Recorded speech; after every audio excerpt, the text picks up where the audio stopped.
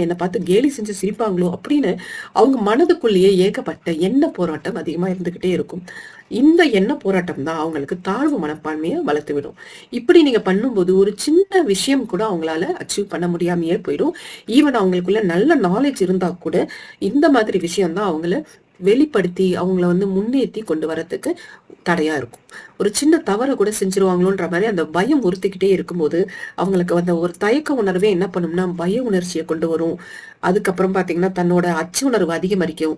அதுக்கப்புறம் தன்னோட அறிவு ஒரு பலமா யோசிக்க விடாது. யாராவது ஏதாவது சொன்னா ஓகே அதே சரி அதுதான் கரெக்ட் அப்படின்ற மாதிரி மத்தவங்கள சார்ந்து இருக்கிற மாதிரி ஒரு உணர்வை மாத்திவிடும். அதனாலதான் தயக்கம் அப்படின்ற உணர்வை பாத்தீங்கன்னா நம்ம ஆரம்பத்திலேயே கிள்ளி எறியணும் அப்படின்னு சொல்லியிருக்காங்க. எப்ப உங்களோட சிந்தனைகள், உங்களோட உணர்வுகள், உங்களுடைய செயல்களை பத்தி உங்களால முடிவு செய்ய முடியாம பிறர் என்ன நினைப்பாங்களோ அப்படின்னு சொல்லிட்டு இப்படி எல்லாத்தையுமே நீங்க